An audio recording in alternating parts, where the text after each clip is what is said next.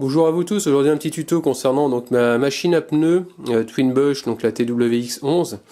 Donc j'ai fait des démonstrations l'autre jour, et, bon ça pour ça il n'y a pas eu de souci, mais j'ai rencontré un petit problème, que heureusement qui n'a pas fait de casse.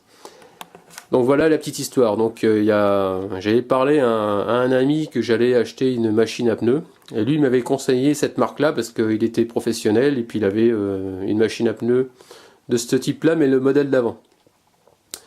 Et puis un jour, il y a quelques jours de ça, il me dit tiens j'ai besoin de ta valise diagnostic auto. Moi j'ai dit bah passe à la maison, viens la chercher. Et puis on est dans la discussion, on est venu à parler de cette machine là.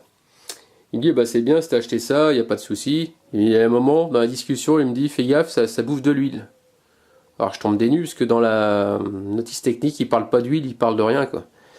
Et vous voyez ici quand j'ai fait le montage, on peut s'apercevoir que là, on voit deux petits récipients là. Bon, rien, c'est pour l'humidité. Et l'autre, celui de gauche, il est censé être rempli à la moitié. Et apparemment, c'est de l'huile. Il ne faut pas mettre n'importe quelle huile. Donc ça a été la croix et la bannière pour arriver à trouver cette huile là, parce que je n'arrivais pas à trouver. Je commençais à m'énerver. J'ai bataillé au moins 2 heures avant d'arriver à trouver ce que je voulais. Et donc j'ai appelé Twin Bush pour savoir qu'est-ce qu'il fallait mettre dedans. Eux ils m'ont dit bah c'est simple, il faut mettre de nous ce qu'on a, c'est hydropneumatique. Il me dit la marque on s'en fout, mais il faut que ce soit de l'hydropneumatique. Bon, j'appelle une société, j'appelle AD. AD il me dit nous on a que hydro, mais ou alors c'est pneumatique, on n'a pas les deux quoi. Donc personne ne savait, donc j'ai appelé d'entreprise en entreprise, c'était chiant. Tout le monde voulait me vendre de l'huile pour compresseur, et je fais non, c'est pas de l'huile pour compresseur à piston, faut surtout pas mettre ça.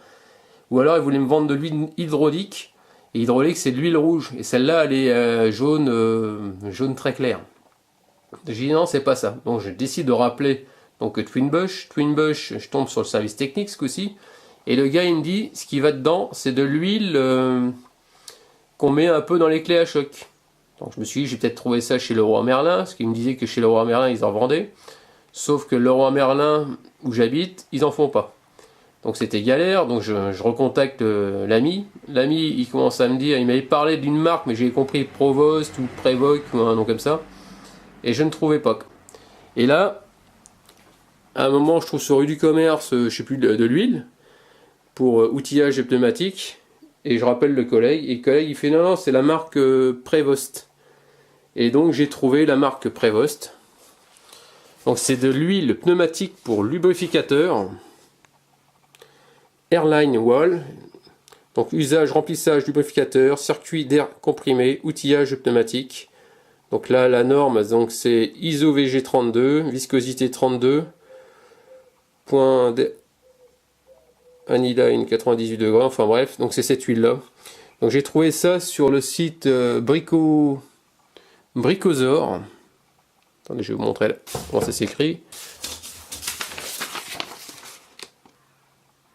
Bricosaur comme ça. Et j'ai trouvé ça à 20 euros. 20 euros et quelques les 2 litres. Donc j'en ai pris 4 litres pour être sûr d'être tranquille. Parce qu'apparemment ça a l'air de descendre très rapidement. Donc comme vous m'avez vu faire, donc j'ai fait des pneus de Twingo. J'ai fait les pneus de l'Opel. En gros j'ai dû m'amuser avec 5 trains de pneus à peu près pour faire des démonstrations. Et quand j'ai reçu la machine, je crois qu'il était à la moitié. Et normalement ça se met à la moitié d'après ce que m'a dit le technicien. Donc pour faire le plein c'est très simple. Il suffit d'attraper le verre au niveau du verre. Surtout ne pas mettre le tuyau d'air en pression. Il faut simplement desserrer. Donc là, il suffit de dévisser. Il y a un joint torique en dessous. Voilà. Ça se dessert. Voilà. Donc il y a un truc plongeant dedans. Ici, on a le joint torique. On a le gobelet. Donc je vais remettre de l'huile dedans. Je vais mettre à peu près à la moitié. Et par contre, il faut faire surtout gaffe au niveau. Avant de vous en servir, regardez bien le niveau. Parce que le problème, c'est que si c'est pas lubrifié, au niveau du circuit pneumatique, au niveau des vérins, au niveau des flexibles, ça risque de péter, quoi. Au bout d'un moment. Donc voilà ce que je voulais vous dire. Donc là je vais mettre l'huile dedans, je vais mettre près à la moitié, faire tourner la machine, après mettre en pression, faire tourner la machine à vide, faire 3-4 mouvements on appelle ça des morts, vers l'avant, vers l'arrière, histoire de lubrifier. Donc c'est parti. Donc là j'en ai mis, j'étais monté assez haut, j'étais monté à peu près ici. Ce que j'ai fait, c'est que j'ai fait plusieurs manœuvres. Donc le niveau forcément il a rempli un peu le circuit, je dirais. Donc là je vais recompléter. Donc là ça y est, je viens de refaire le plein.